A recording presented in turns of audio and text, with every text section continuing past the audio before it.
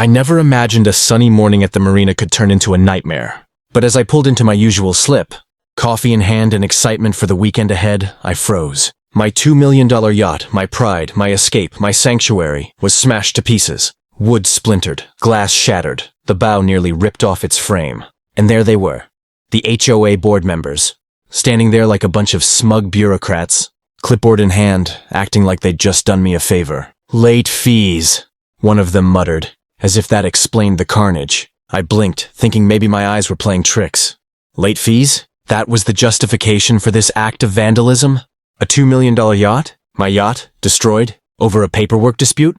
I stormed forward, my voice shaking. You can't do this! This is private property. I own this vessel!" But they didn't care. To them, it didn't matter who I was, or that I'd been a longtime member of the Marina community. To them, I was just another homeowner who hadn't cleared an invoice. I felt a mix of disbelief, anger, and that sinking feeling of utter helplessness. As I surveyed the wreckage, neighbors began to gather, whispering, filming, and asking the same question over and over. How could the HOA just destroy someone's property? I wanted to shout back, "You have no idea who you're messing with!" But that would have just made me look emotional, and I needed strategy. I backed away, pacing on the dock, replaying every HOA interaction I'd had over the past 6 months.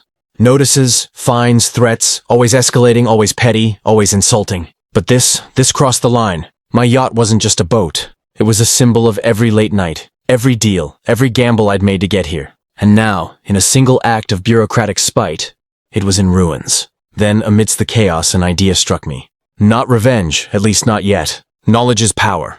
And what they didn't know, what none of them had the faintest clue about, was that I wasn't just a member of the marina. I owned the entire marina. Every dock, every slip, every piece of land on the waterfront. Every rule they thought they could enforce.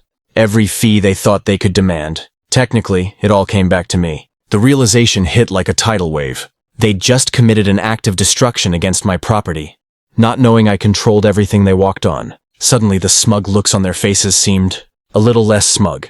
And this is where the story really begins. The next steps weren't going to be about confrontation.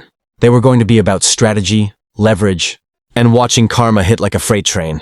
After the shock wore off, I realized that standing there yelling at the HOA board wouldn't fix anything. My yacht was wrecked, my weekend ruined, and most importantly, they still had no idea who they were dealing with. I needed a plan, something meticulous, precise, and undeniable. If they thought this was just a normal homeowner complaint, they were gravely mistaken. I retreated to my office overlooking the marina. From this vantage point, I could see every slip, every dock, every corner of the property I technically owned. The irony was delicious. They had treated me like a powerless member of some bureaucratic club.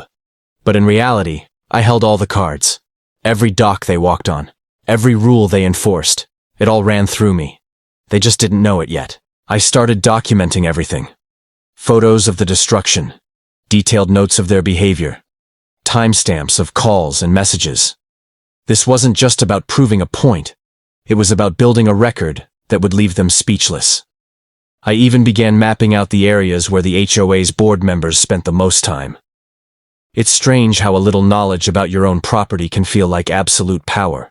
Then, I made calls. Lawyers, marine specialists, even security teams. I needed experts who could not only assess the damage, but also prepare for the moment when I would confront the board with the full weight of reality. I wasn't looking for a public fight.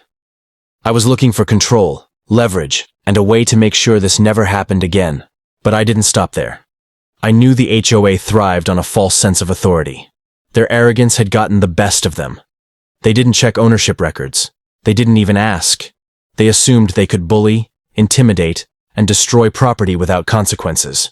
That mistake would be their undoing. Late into the night, I walked along the marina docks, imagining the conversation I'd have with the board. I pictured the moment I'd reveal my ownership, their faces blanching as the truth sank in.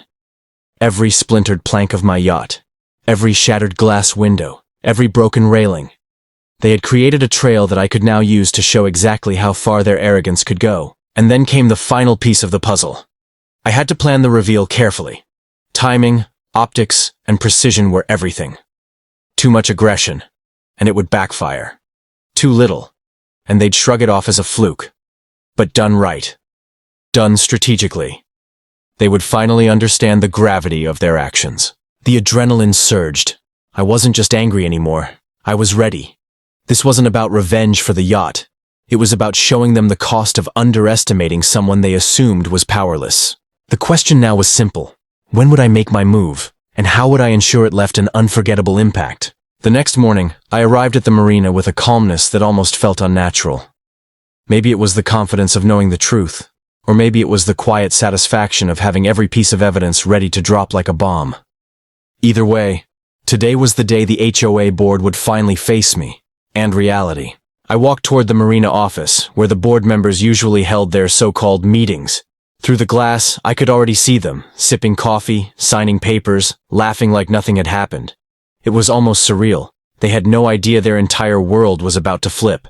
I pushed open the door. The room fell silent. "Morning," I said calmly. Their smug expressions twitched. The president, Mr. Denton, cleared his throat. "If you're here about your situation, we've already documented everything. Destruction of property due to unpaid fees is within our authority." I almost laughed. Instead, I placed a thick folder on the table. "Actually, I'm here to show you some documents."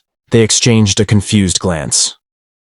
Denton reluctantly opened the folder, and the moment his eyes hit the first page, his face drained of color. What is this?" he stammered. "Ownership records," I replied. "Of the docks, the slips, the warehouses, of the entire marina." One board member leaned in, adjusting her glasses. Another swallowed hard. Denton flipped through pages like he was searching for a loophole that didn't exist. This has to be a mistake," he muttered. "No mistake," I said. "I bought the marina years ago through a holding company. You never checked. You never asked. And yesterday, you destroyed property that belonged to the owner of the land you're standing on." Silence crashed over the room. The confident board that had smashed my yacht over fees suddenly looked like students caught cheating on an exam. You can't just come in here and threaten us," another member sputtered. "I'm not threatening anyone," I said, leaning in. "I'm giving you a chance to explain why you believed you had the authority to destroy a boat worth more than your entire annual budget." No one spoke. Their arrogance had evaporated. Now there was only panic, raw, unmistakable panic. "Here's what's going to happen," I continued. "You're going to meet with me this evening, all of you, and you're going to sit down and listen. Because after what you did, we're going to redraw every rule you think you control." They stared at me like they were seeing a ghost, and in that moment, I knew the balance had shifted forever. That evening, the board gathered nervously in my private marina office. I could feel the tension practically crackling in the air. Every chair seemed too big, every table too long. They looked around, unsure who would speak first, or if anyone would survive this confrontation unscathed. I motioned for them to sit. "Take a seat," I said. "We have a lot to discuss." Their hesitation was palpable, and honestly, it was satisfying. For months, they had dictated rules, fines, and penalties with zero accountability. Yesterday, they had smashed my yacht with impunity. And now the tables were finally turned. I began walking them through the timeline. The ignored invoices, the arbitrary fines, the threatening letters. Each document was accompanied by photographs and receipts showing the deliberate destruction of my property. With every page I turned, their expressions shifted, from confusion to disbelief, then to fear. "You see," I said slowly, pausing to let the weight sink in. "This isn't just a late fee dispute. This is a gross violation of the law, and more importantly, it's a violation of basic human decency. You destroyed something that belonged to the owner of this entire marina." Denton swallowed hard, his earlier confidence gone. We didn't realize," he started. "You didn't realize because arrogance made you blind," I interrupted. "You assumed power where none existed. You assumed authority where you had none. And yesterday, that arrogance cost you credibility, and almost cost me a $2 million yacht." I then outlined the consequences. Legal repercussions were only the beginning. With ownership of the marina, I had the ultimate leverage. I could enforce fines retroactively, restrict access, or even revoke privileges. Every rule they had misused could now be rewritten to hold them accountable. The room grew silent except for the occasional nervous shuffle of a shoe or the clicking of a pen. One board member whispered under her breath, "We underestimated him." Denton's hands shook as he adjusted his tie. No one spoke above a whisper, but the tension was unmistakable. Then I leaned back, letting the silence stretch, letting them digest the reality of their actions. "I'm not here to destroy careers or humiliate anyone," I said calmly. "I'm here to ensure this never happens again. You will treat members with respect. You will follow proper procedure. And most importantly, you will think twice before destroying someone else's property." For the first time, I could see real fear. Genuine understanding that they had crossed a line they could never uncross. And in that moment, I knew the next steps would solidify my authority forever. But the final move, the one that would truly teach them the cost of their arrogance, was still ahead. The following morning, I walked the docks with a calm that felt almost unreal. The yacht, though damaged, had been stabilized temporarily for insurance purposes. But the real victory wasn't in repairs. It was in the message I was about to deliver. The HOA board had been warned, educated, and thoroughly shaken. Now it was time to close the chapter. I called a meeting at the main Marina hall. This time, I didn't just invite the board, I invited the entire membership. Word spread fast. Neighbors, boat owners, and Marina staff gathered, curious and tense. The gossip about the HOA versus the yacht owner had already circulated like wildfire. Cameras clicked, whispers filled the air, and the board members arrived with the same smugness they'd had months ago, completely unaware of the storm awaiting them. I stepped to the front, letting the murmurs die down. "Good morning, everyone," I began. The room fell silent instantly. Yesterday, we witnessed an event that should never happen anywhere, let alone in our community. The destruction of property over late fees, arbitrary fines, threats, intimidation. This is not how we operate. I paused, letting my gaze sweep across the faces of every board member. Their unease was tangible. Then came the reveal. "What many of you don't know," I continued, "is that I own this entire marina.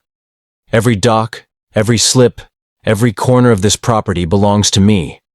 Yesterday's destruction, it was a wake-up call. Not just for the board, but for everyone who assumed they could act without accountability." Gasps echoed through the room. Denton's face turned ashen. Other board members fumbled for words. For months, they had wielded authority with zero oversight, never imagining that their actions could have consequences beyond a complaint letter. Now, reality hit like a wave. I outlined the new rules moving forward. Proper channels for disputes, accountability for all fines, mandatory mediation before penalties, and clear boundaries to prevent abuses of power. The board had to sign off publicly, acknowledging their mistakes and committing to fair conduct. No exceptions. No hidden agendas. Finally, I addressed the yacht. "Repairs will be covered. The boat will sail again. But the real point here," I said, letting a small smile form, "is that arrogance has a price. And today, that price has been paid." As the meeting ended, members approached me, expressing relief and admiration. The board shuffled out, humbled, silent, and fully aware that their assumptions had been shattered. I walked the docks one last time that day, looking at my yacht glistening in the sun. It wasn't just a vessel anymore. It was a symbol of authority, justice, and the consequences of underestimating the wrong person. The marina was quiet, but the lesson was loud and clear. Arrogance had no place here, and I had ensured it would never return.